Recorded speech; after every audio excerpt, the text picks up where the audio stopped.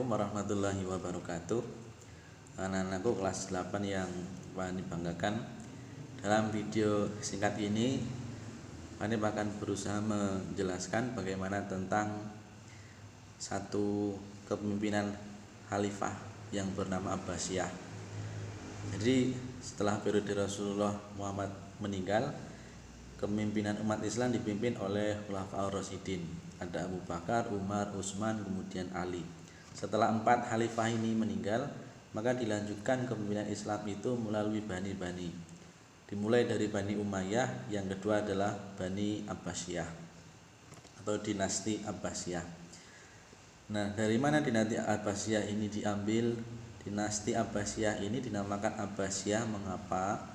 Karena para pemimpin-pemimpinnya, orang-orang yang berpengaruh mendirikan dinasti Abbasiyah ini adalah mereka orang-orang keturunan Bani Abbas yang menjadi paman Nabi Muhammad SAW.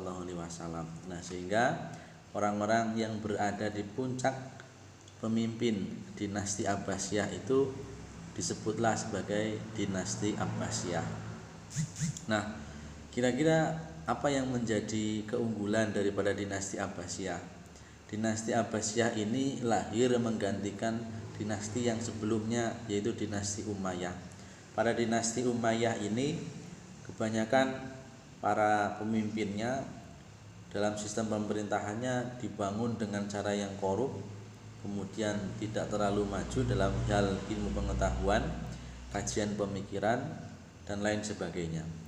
Nah, kemudian dinasti Umayyah ini runtuh, naiklah kemudian dinasti berikutnya, yaitu dinasti Abbasiyah, kurang lebih dimulai pada abad ke-7 Hijriah. Nah, lalu apa yang menjadi kehebatan daripada dinasti Abbasiyah? Yang pertama, dalam dinasti ini mengalami sebuah kemajuan besar Islam di tengah dunia internasional. Dalam fase dinasti Abbasiyah inilah ilmu pengetahuan kemudian dipimpin oleh agama Islam.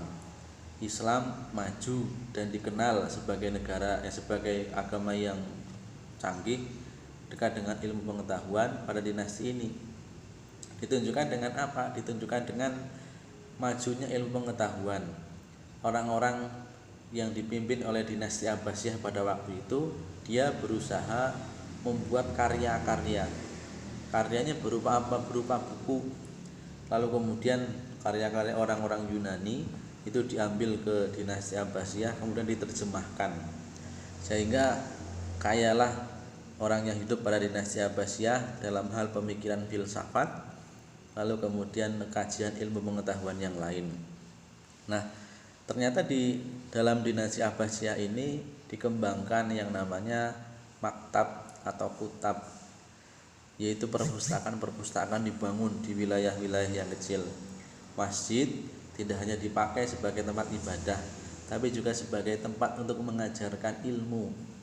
Nah, masjid ini kemudian dikembangkan di banyak tempat pada waktu dinasti Abbasiyah sebagai sekolah-sekolah di mana ada guru dan ada santri di sana dan belajar menciptakan interaksi ilmu pengetahuan.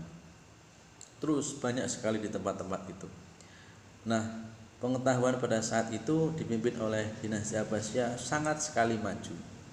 Orang-orang Islam muncul, para ilmuwan muslim yang tidak hanya pandai di dalam hal agama tetapi dalam hal ilmu pengetahuan.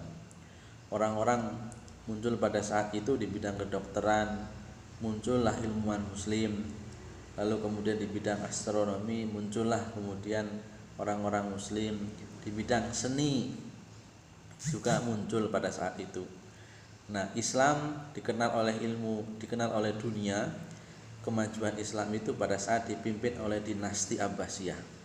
Pemikiran filsafat, ilmu pengetahuan yang lain, seni, arsitektur itu muncul pada saat dipimpin oleh dinasti Abbasiyah. Nah, itu pengantar dari Pak Hanif tentang dinasti Abbasiyah yang menjadi bagian yang harus kita ketahui nanti. Berikutnya di pertemuan yang selanjutnya kita akan bahas lebih dalam bagaimana tentang dinasti Abbasiyah. Sekian, assalamualaikum warahmatullahi wabarakatuh.